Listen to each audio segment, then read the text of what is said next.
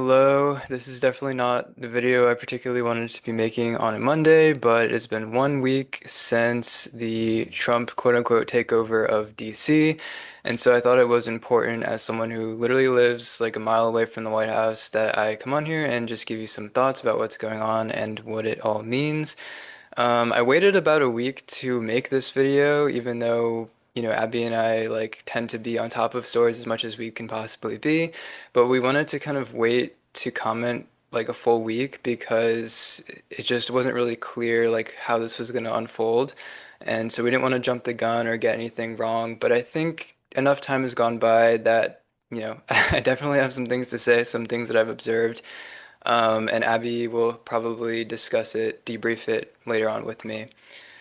So, first and foremost, it's been a week since they declared federal control over District of Columbia, and it kind of started off with a press conference where Trump got up in front of the media and he was kind of joking around, but also being very serious about the fact that he thinks that crime is so abundant in DC that this was like a last resort, and saying like that DC is a place of squalor and so unsafe you can barely go outside, that there's so much homelessness, and that this was his justification for invoking his authority, which is he does have legal authority as the executive over this district because it's a federal district. It's not its own separate state, as everyone probably knows.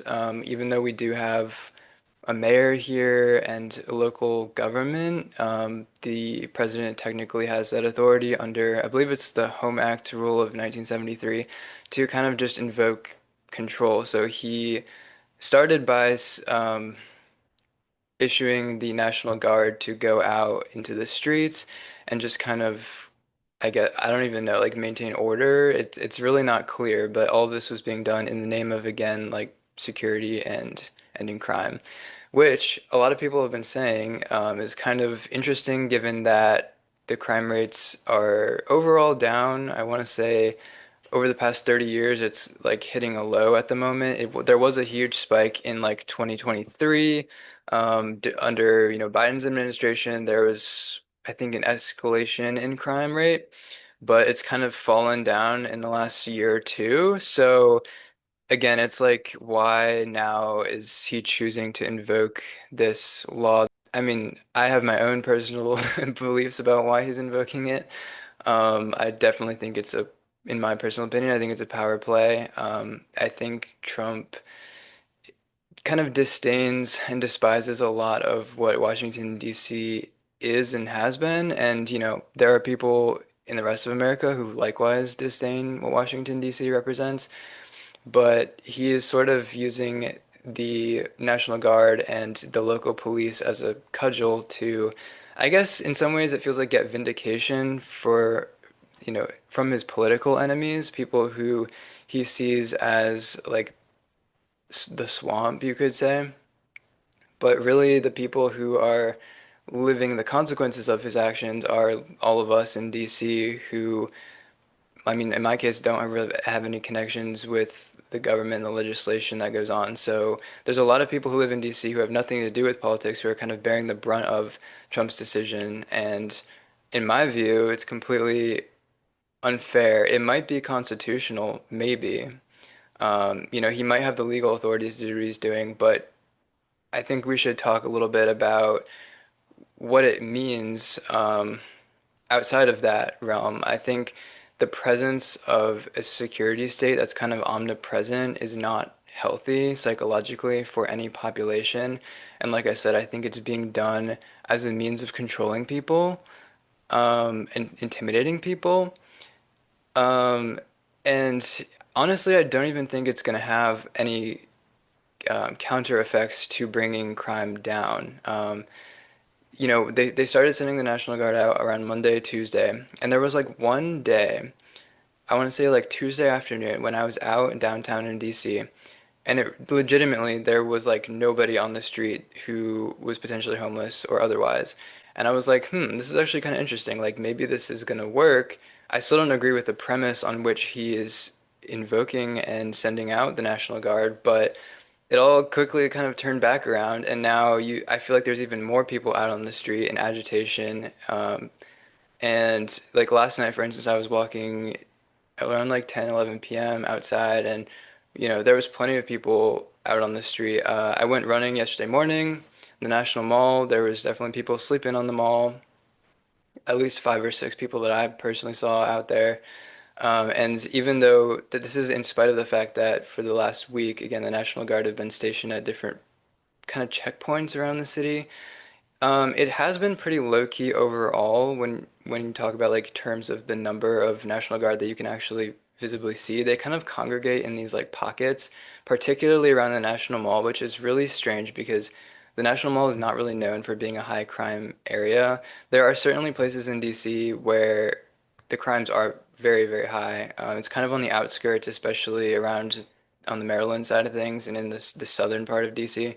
There definitely is areas and pockets where there's high crime, but it's like, why are the National Guard seemingly being sent predominantly to like low crime areas, but yet very visible areas like the mall? I definitely think it's a thing about optics. Again, I think it's all being done as a way of kind of sticking it to his political opponents and the rest of us in DC, who he just, I think, largely dislikes because DC generally dislikes Trump. So, I mean, that's kind of my 2 cents about it. But there was a video circulating that was recorded, I believe, yesterday, Sunday, that was captured by the Washington Post, and they put it up. And it was essentially an immigrant from Venezuela who was being arrested by a police force, but it really wasn't clear immediately who the police force was that was arresting him. Maybe it was ICE. They didn't really identify themselves in the video, even though they were being asked by the crowd, like, what agency are you from? Whoever these arresting agents were, they were very rough with the man they were arresting. Apparently, the man, I'm reading now from the Washington Post, the man who they arrested was a food delivery driver. It was in Northwest Washington near a coffee shop. Sorry, on Saturday morning, actually, the 16th of August. It was captured by numerous witnesses, a Washington Post reporter, and the video is pretty intense. Maybe this guy had been running from them, but essentially the agents come up around him. They kind of all dogpile him, and he is resisting for sure. It looks like it to me. But then they fall over into the street. It's not really clear by whose force they fall over into the street. It might be some of the officers dogpiling, you know, collectively that forces them into the street. But regardless, they fall into the street, and one of the officers like hits their head pretty hard on the pavement. It feels very aggressive and violent even. And then once the man is down on the pavement, he was identified as Christian Enrique Carrillas Torres, a Venezuelan national, who the Department of Homeland Security said illegally entered the United States in 2023 and was ordered removed by an immigration judge later that year. They said, again, this is from a spokeswoman, Tricia McLaughlin. This is in the Washington Post. She said that he had repeatedly failed to appear for multiple court dates in Maryland related to a long list of traffic crimes. So he had active warrants out for his arrest. Um, and this is from the Department of Homeland Security spokeswoman. So I guess my point is maybe and then Carolyn Levitt actually followed up and said, well, we also have reason to believe that he was connected to a gang somehow. And I guess my point is like, what kind of message does this send where people are being tackled in the street by agents who are also wearing like facial coverings, and so they're not really readily identifiable as belonging to any particular agency. They're refusing to identify themselves to the crowd who's witnessing this, who's asking, what agency are you from?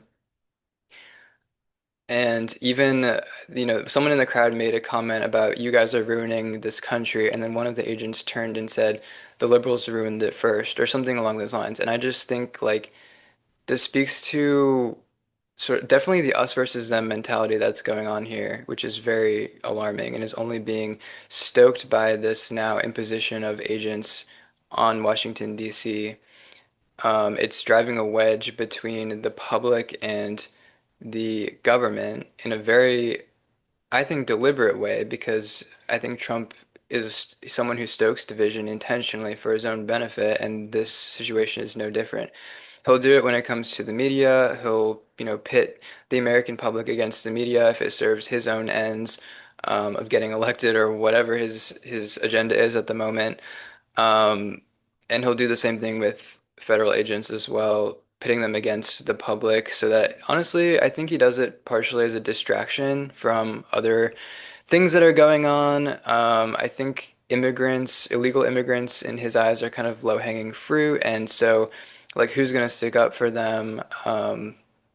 They're kind of literally a displaced population in a way, and so they make up a minority of any area that they might inhabit, and so they're kind of easy pickings, I think. But um, I think the psychological impact that it has on the entire community or the city of Washington, D.C., and honestly the rest of the country, is it sends a clear message that if you step out of line and don't follow the rules to a T also, then we could just as easily do the same thing as we're doing to these illegal immigrants. We could do the same thing to you.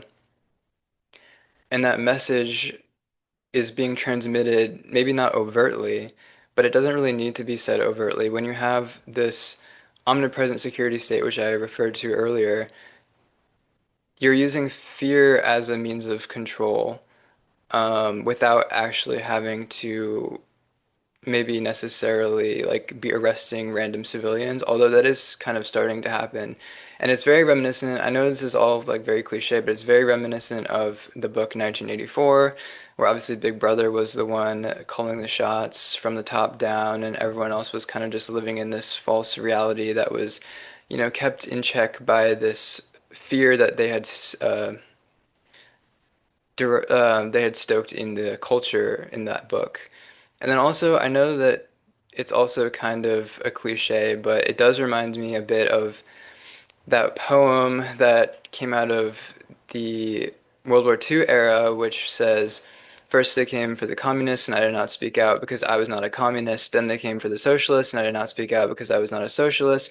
Then they came for the trade unionists, and I did not speak out because I was not a trade unionist. Then they came for the Jews, and I did not speak out because I was not a Jew. Then they came for me, and there was no one left to speak out for me. And this, actually, I saw this posted on a random street corner in DC, and I took a photo of it, so I just read that for you. Um, I guess it's attributed to Martin Niemöller, for what it's worth. And, people invoke that poem quite often when talking about authoritarian regimes and the tactics that they use to control societies based off of fear. But I think it's kind of a cliche for a reason. And unfortunately, like when it comes to authoritarian takeovers, sometimes it does happen very slowly, but methodically. And the concern that I have, that I think is a valid concern to have at this moment, is that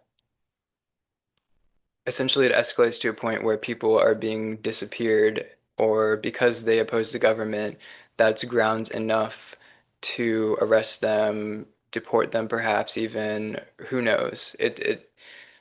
I know I don't want to sound like too reactionary, but unfortunately I do think that there are times that call for being a bit reactionary, and that's why we waited a whole week to comment on what's going on in DC right now, because a lot of times if people react or resist, especially Donald Trump, they'll kind of get branded as like a crazy leftist, or like you have Trump derangement syndrome.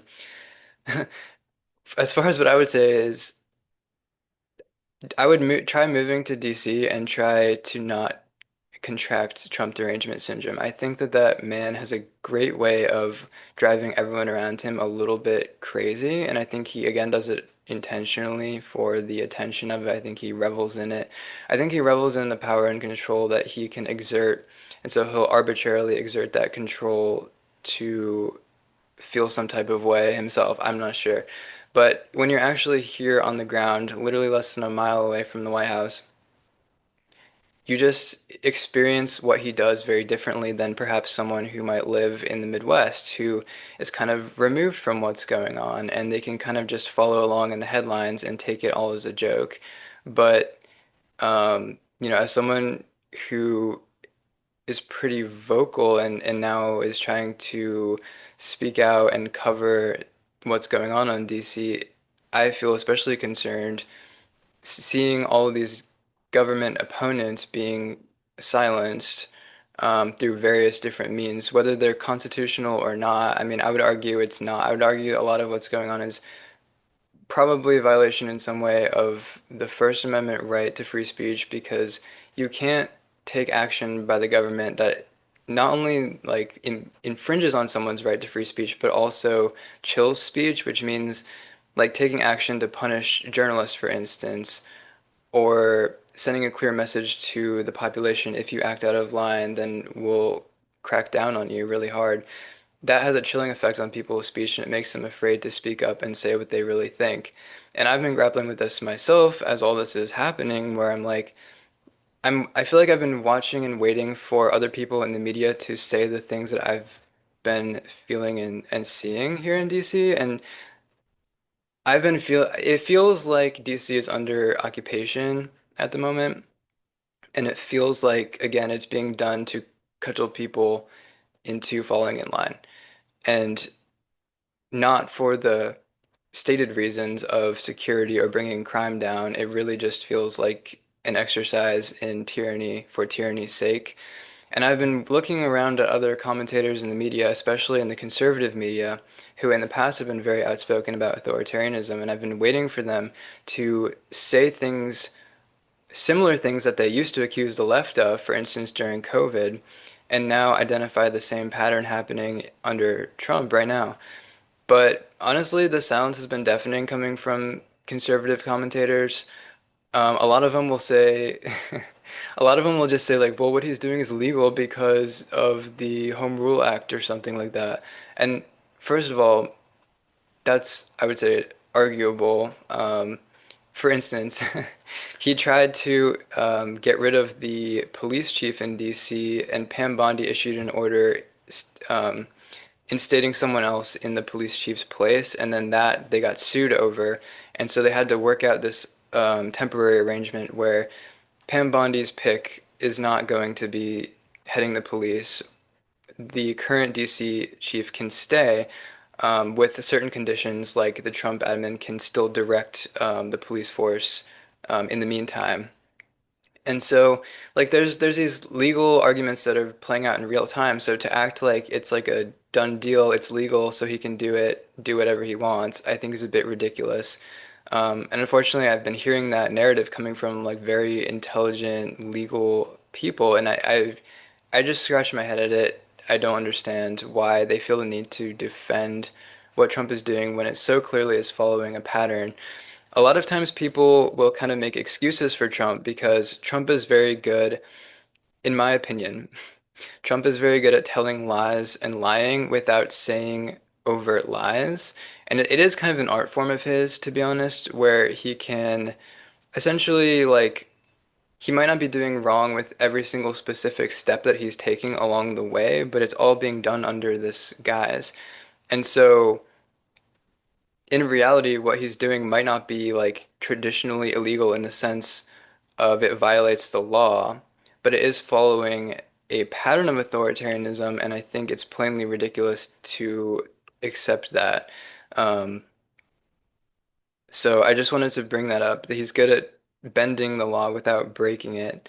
And I've just been very disappointed by conservative commentators in particular who really don't give a crap. The conservatives who watched the liberals crack down and impose lockdowns during COVID and were rightly furious about that are now okay with Donald Trump doing the same against his political opponents in DC and are kind of even getting like a rise out of it. And I think it's pathetic and disgusting. And if you call it out when the left does it, you should call it out when the right does it. And also, the conservatives should know that as soon as Trump is out of office, whenever that may be, the left is just going to use the same tricks that they're using now against conservatives. So, like, don't be so high and mighty right now, feeling all jazzed up that your guy is in office and he's doing what you want to do. That's not what it's about. It's about the principle of what he's actually doing, which is wrong and needs to be called out. And so that's why I guess I'm here doing it. See, like, I really don't want to be the one to have to do it. But again, I'm like looking around me, waiting for that person to show up and say, like, "Hey, I'm on the ground in DC, and this is what I'm seeing, and it's really alarming, and it's following XYZ pattern, and we should be concerned." But I feel like there's very few voices who are doing that right now. So that's why I'm doing it. Again, I consider myself pretty darn introverted. It really takes a lot for me to like stick my neck out there and be like, oh, by the way, like I actually think we're slipping into authoritarianism. Like, I don't want to be doing that, but it feels like that's what we've come to. And again, it's raised this question in my mind of when is the right time to speak up against something that you're observing, and you don't want to come across as too reactionary because that'll be used against you. You'll be labeled as a leftist, even though I'm very much not a leftist. Um, but I guess what I've deduced is the right time to speak up is when there's been a series of escalation, which there has been since Trump inauguration in January. There's been a series of escalation, and you're not sure if it's going to continue to escalate, but it's at the point where even if it didn't continue to escalate, it would still be disturbing enough to comment about. And that's where I feel like we are right now. There has been an escalation since Trump's inauguration, which I wrote a Substack article about. So the security state was very obvious at his inauguration. It was also very obvious with the militarization that's been ongoing. He loves the optics of the military. Abby and I went and covered the military parade in DC and June, I think 14th it was, which is also Trump's birthday. And we went and covered it and we honestly gave you our opinions about it. We had concerns that it would come across as an authoritarian power play. And then ultimately, when we were there, we didn't feel like it was that. We were actually kind of relieved, and we thought like, oh, that was actually kind of fun. Like they tempered themselves really well, and we enjoyed the event. But we also acknowledged that the optics of militarization um, have only escalated since then with the, 12 days war in Iran and Trump, I guess, getting off on the idea that he can just go and bomb a foreign country and call it a day and wrap it up because he has that kind of influence or something. And that was another example of escalation of militarization that happened. And now it feels like we're at a point where he's made it very clear to the public that he is willing to exert that kind of control and do it for, I think, the purposes of invoking fear in his opponents. And I don't know, like how far once you're at that point, how much farther do you have to go before it actually is a full-blown authoritarian system? We still have a system of checks and balances, kind of, but Congress has been completely unwilling to kind of reel him in. I saw an interesting argument recently, actually, that the Senate could cut off the funding for some of what he's been doing. If they don't appropriate the funds, then it would be a burden on now the states to support the National Guard efforts that he is trying to launch, and they may or may not be willing to incur that cost. And so the Congress can still actually do a little bit to reel in what we're seeing happening right now. But the cultural consequences of it are obvious and manifest and not going away anytime soon. And whether they escalate from here or not is kind of inconsequential to me because we're already there. Um, I've been talking about how been very disappointed about the people who I look up to on the conservative side not calling out what's happening. Really, the one and only person who I've actually appreciated their commentary and insight on this situation has been Marianne Williamson. She's a pretty darn good track record of calling things like they are, and it didn't get her, unfortunately, much of an opportunity to lead the Democratic Party when she was running for president and then running for DNC president. They kind of sidelined her, which was probably a mistake, but she's been commenting about what's been going on in DC, and I'm pretty sure that she is actually in DC also watching these things happen. So if you want like a breath of fresh air on it, she'll tell you like it is. She has compared Trump to Viktor Orban in Hungary and how um, these leaders who are kind of inciting nationalist tendencies in their populations are are manipulating that in order to carry out their own agenda essentially. And so she saw the pattern with Trump and Orban and has compared the two. As far as my own frame of reference for authoritarian takeovers, I have a pretty, I would say a pretty well-developed frame of reference for such things. In January of 2024, I went down to Buenos Aires and I took like a month-long class on the regime that they had. We kind of learned about like, Juan Perón, and he was a quasi-dictator down in Argentina. So we learned about like his rule and how he kind of leveraged certain optics and sentiments within like the working class to get support and then hold on to power and kind of cling to it past his due date. And then he was overthrown with a military coup. And the military coup was pretty horrendous in terms of like civil rights abuses. They would disappear people, just kidnap them off the street, like known political dissidents. And actually, when I was in Argentina, um, I went to actually tour the facility where they used to hold the dissidents, and it was like this attic space above a Navy building where they would hold people in like extreme heat, terrible conditions. They would torture them for information. Some people even had to like give birth up in this attic space because they were outspoken against the government and were being held hostage essentially. And then they would often be killed, taken up in planes and helicopters over the Rio de la Plata and thrown overboard and killed. And also, just this past year, in June or very late May, I was in Poland and I went and toured Auschwitz with my friend.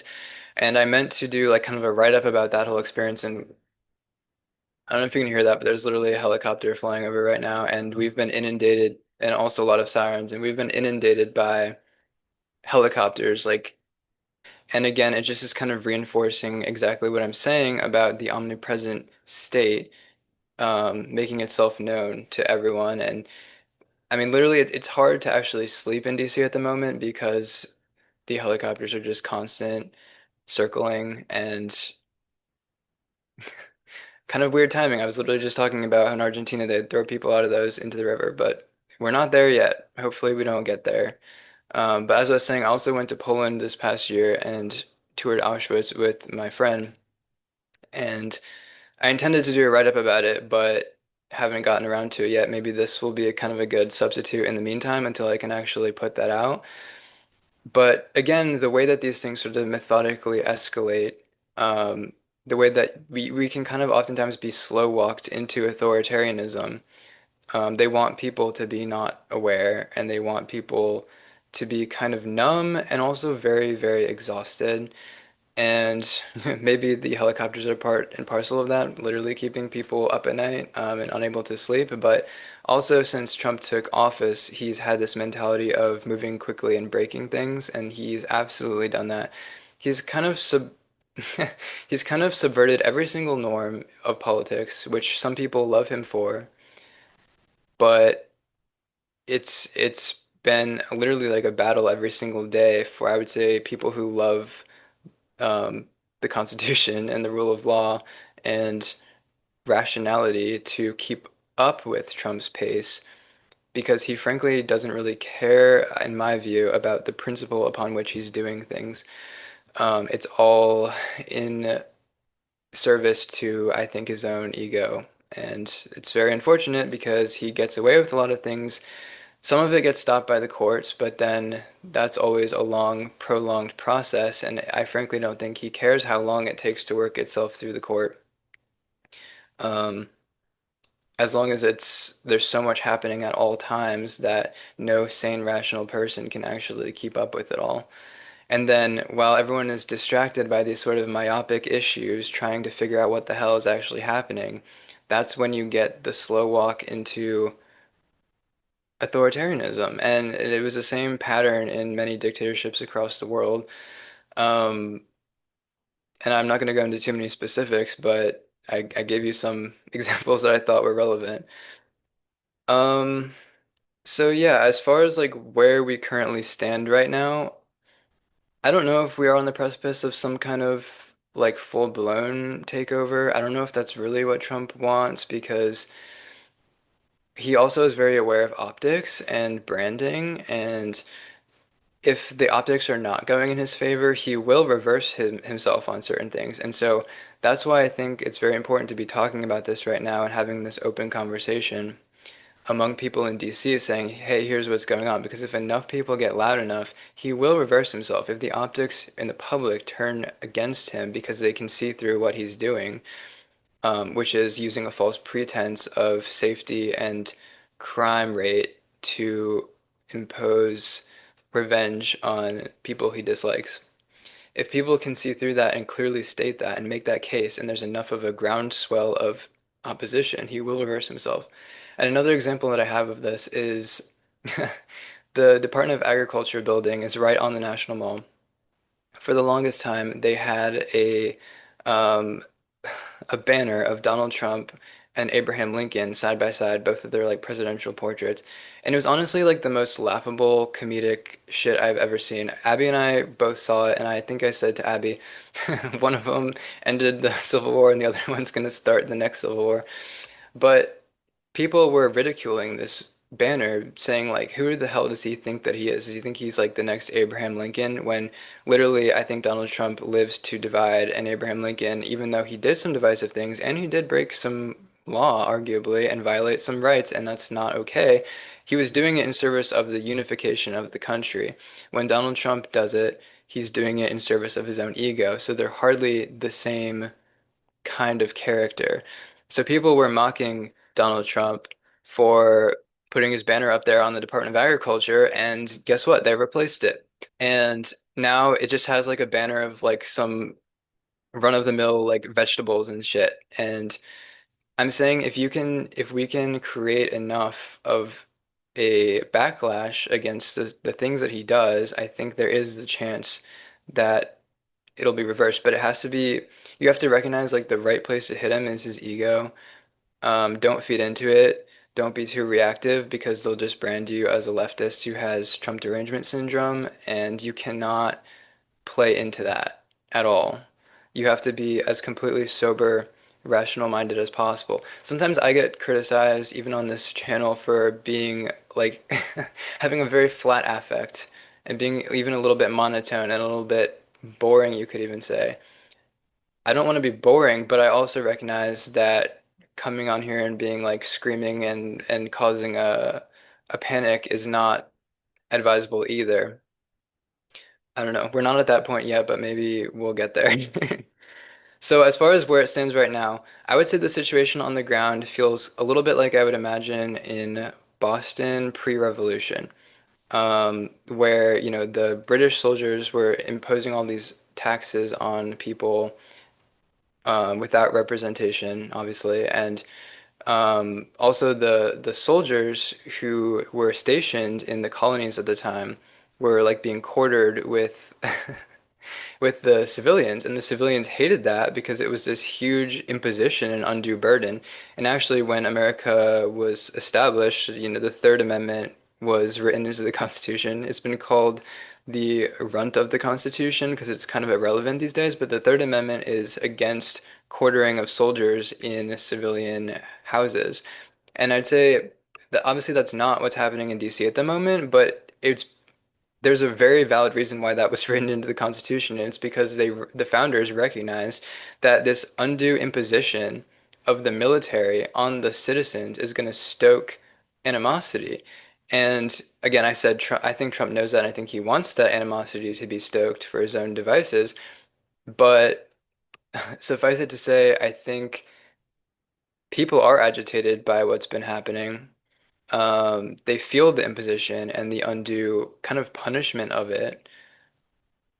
And that's why I compared it to like pre-revolution Boston, because I don't know where it's going exactly, but it does feel like if enough people got together, they could actually make some interesting things happen. Like, I don't know, some of the protests that we've seen here in DC since Trump was inaugurated have been kind of lackluster, but there's potential there. And so if anyone wants to brainstorm about that, I would encourage it.